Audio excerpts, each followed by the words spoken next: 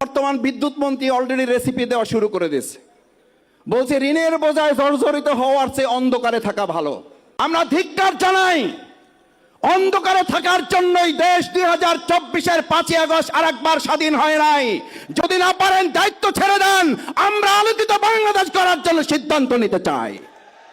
আপনারা লুটতরাজ করবেন, বেগম পাড়ায় আপনারা কানাডায় ঘর বাড়ি করে তুলবেন, সুযোগ সুবিধা ভোগ করবেন, আন্দোলন সংগ্রামে আপনাদের নামে একটা মামলা হবে না, আপনারা জেলখানায় যাবেন না, কোন একটা রাষ্ট্রের প্রেসক্রিপশনে আপনারা মন্ত্রী হবেন, বাংলাদেশের মানুষকে অন্ধকারে রাখবেন।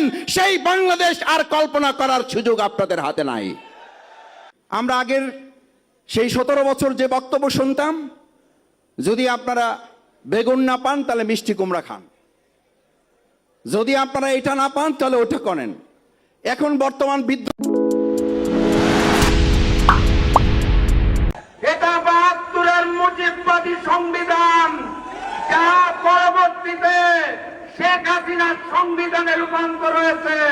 সেই সংবিধানকে তারেক ওয়াদের সংবিধান আমরা হতে দেব না।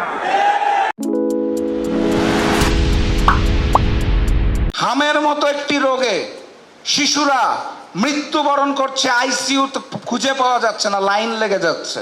এই সময় জনাব তারেক রহমান সিনেমা দেখে বেড়াচ্ছেন। পেট্রোল পাম্পের সামনে তেলের অভাবে হাহাকার হচ্ছে। আমার বাসার পাশে একটা পেট্রোল পাম্প আছে, আমি প্রতিদিন দেখি, প্রতি রাতে দেখি, দিন রাত 24 ঘন্টা শত শত মোটরসাইকেল ওখানে লাইন দিয়ে আছে। দেশে একটা অস্থিরতা চলছে, জনজীবনে বিপর্যয় চলছে। এই সময় জনাব তারেক রহমান সিনেমা দেখে বেড়াচ্ছেন। আমার লজ্জা লাগে। আমি প্রবাদে শুনতাম যে রোম যখন পুড়ছিল, নিরো তখন বাঁশি বাজাচ্ছিল।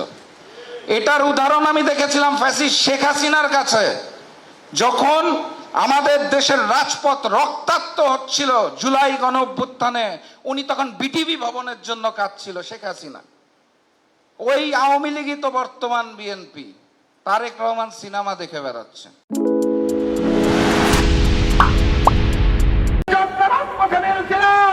নাকি সংস্কারের জন্য নেমেছিলাম? বিএনপি আজকে প্রতারণা করছে। 31 দফা দাবির 1 নম্বর দাবি ছিল তারা সংস্কারের জন্য কাজ করবে। আজকে প্রতারণার জবাব তাদেরকে জনগণের সামনে দিতে হবে।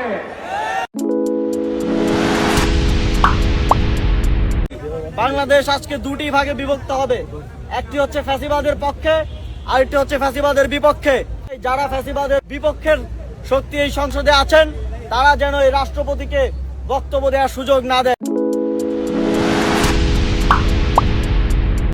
আমার কাছে তারেক রহমানকে নেতাই মনে হয় না, এবং বিএনপি যে আজকে প্রায় 35 দিন ক্ষমতায় আসছে এবং উনি প্রধানমন্ত্রী, তাও আমার কাছে মনে হয় না। এমন এক আজব নেতা। যখন আমরা জুলাই আন্দোলন করি তখন তারেক রহমান ছিলেন বাইরে 17 বছর লন্ডন উনি বসে বসে আমাদের আন্দোলন দেখতেছে।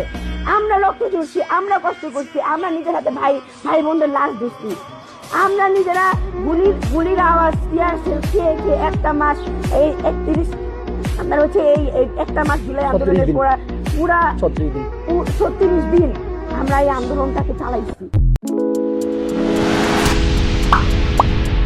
আগের যিনি পালিয়ে গেছেন তিনিও দিনে দুপুরে সব সময়ের জন্য একটা স্বপ্ন দেখতেন। বর্তমান জনবিচ্ছিন্ন যারা দল, তারা এরকম হঠাৎ করে স্বপ্ন দেখা শুরু করছে। আগের যিনি চলে গিয়েছেন তার অসমাপ্ত কাজ কথা তারা ময়দানে নিয়ে আসতেছেন, কিন্তু জনগণ এটা এক বিন্দুও বিশ্বাস করে না। এই সন্ত্রাসের গডফাদার, মাস্টারমাইন্ড তারেক রহমান। আপনাকে হুঁশিয়ার করে দিতে চাচ্ছি, জিয়াউর রহমান গণতন্ত্রের পক্ষে ছিলেন, খালেদা জিয়া বাসার সামনে বালুর ট্রাক ছিল, 1 সেকেন্ডের জন্য দাঁড়াইতে পারেন নাই।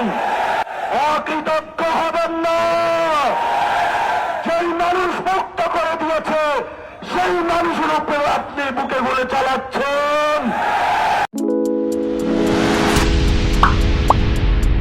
শালি মাঝে থেকে গেছে আবার আরেক শালা এখানে হয়েছে নাকি অনেক খবর তুমি আবার লন্ডন দিয়ে পাঠাবো এই 6 মাসের মধ্যে আমার কি নিব আমি তো বুড়া মানুষ আমরা যাবো অনেক খবর আমার আর নাই নিবটা কি হ্যাঁ আমি যাবো অনেক খবর আমার নিবটা আছে কি আর নিবটা কি আছে নাকি নিবটা কি এই যে বেড়া গেল নগদে 10,000 বেড়া 6 মাস কামাই করে দোয়াই তার 10,000 কয়টা দিব সুতাই না দিব হ্যাঁ কথা কলের মতো বেশি হয়ে যায় বাংলাদেশের পাবলিক নাকি এক শালি মাঝে থেকে গেছে আবার আরেক শালা এখানে হয়েছে নাকি অনেক খবর তুমি আবার লন্ডন দিয়ে পাঠাবো এই 6 মাসের মধ্যে